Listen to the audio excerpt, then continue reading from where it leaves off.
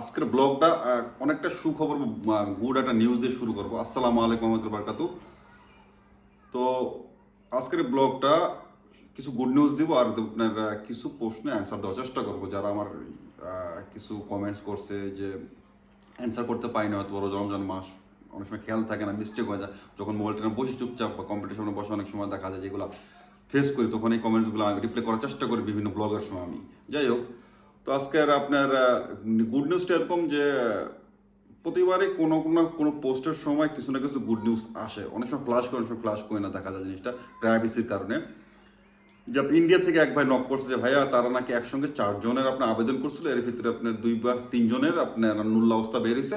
একজনেরটা আপনার আগামী কিছুদিন পর আবেদন করতে চাচ্ছে, কারণ প্রিফার করার পর তারা মিস্টেকে সে আর আবেদনটা করতে পারে নাই।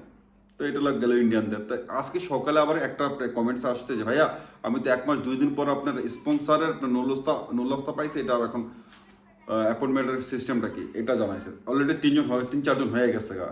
তো এর আগে আপনার গতকালকে যে লাইভটা করলাম সেখানেও একজন বললো যে সে নুল্লাস্তা পাইছে। তো এইভাবে আর কি অলরেডি আমার কাছে 4-5 জনের অলরেডি খবর আসছে যে নুল্লাস্তা পাচ্ছে এখন অলরেডি।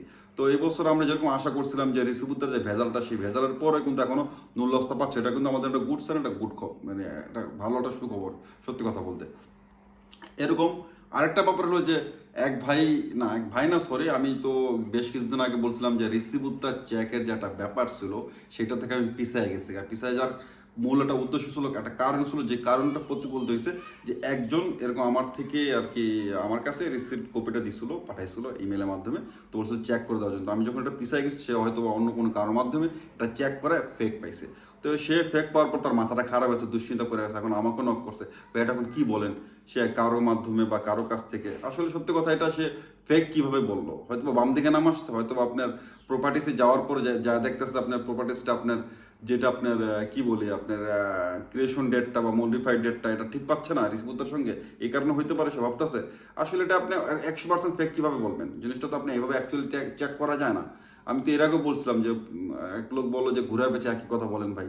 তা আসলে সত্যি কথা, যদি আপনি আগের ডেট পান 5 তারিখের আপনি স্পন্সরের ডেট গেছে, ক্লিক ডেট গেছে, আপনি 3 তারিখের ক্রিয়েশন ডেট পান, তখন এটা ফেক বলতে হয়। কিন্তু 7 তারিখ 8 তারিখ 10 তারিখ বলতে এটা আপনার ক্রিয়েশন ডেট আপনার ফেক হওয়ার কথা না, কারণ এটা পরেই আসবে। বা কারণ এই বছর আপনার সবকিছু পরেই আসতেছে, এই বছর সবকিছু পরে আসতেছে। এইগুলো একটা এই জন্য ভাই সত্যি কথা আমি এই কাজটাতে আপনার রিসিভতে চেক করতাম, আগাই না। দেখছেন কি একটা বিতর্ক অলরেডি শুরু হয়ে গেছে। যারা এটা নিয়ে কাজ করতেছে, টাকা ইনকাম করতেছে, তারা হয়তো কথা শুনতে পারবে, কিন্তু আমি ব্যক্তিগতভাবে আমি এই কথাগুলো নিতে পারি না। কেউ যদি এইভাবে কেউ একটা কটু কথা বলে ফেলায়, অনেকে কমেন্টস করলে তখন খুব কষ্ট লাগে।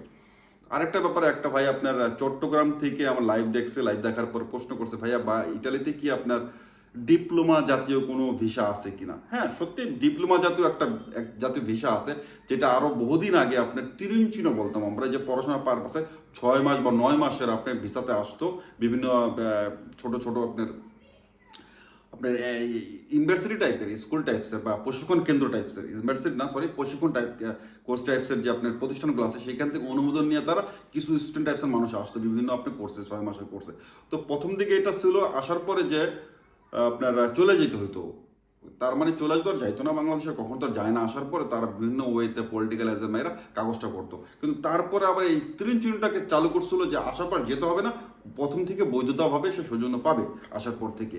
কিন্তু ত্রিনচুনটা কিন্তু এখন নাই। কিন্তু এখন আপনাকে কে কিভাবে বলতেছে ডিপ্লোমা ভিসা, এখন কিন্তু কোনো সিস্টেম আপনার ডিপ্লোমা ভিসা নাই, কারণ গভর্নমেন্ট ইচ্ছা আপনার গভর্নমেন্টের আপনার ডিক্লার ছাড়া কিন্তু কেউ এভাবে আসতে পারে না। শুধু আসতে পারে টুরিস্টে, আপনার বিজনেস ভিসা, ফ্যামিলি ভিসা, এগুলো আপনার গভর্নমেন্টের ডিক্লার লাগে না। আদার্স প্রতিটা সেই মানুষ আসতে গেলে একটা ডিক্লারের আওতাভুক্ত থাকতে হবে, তা নাহলে সে পাবে না এমন অবস্থা।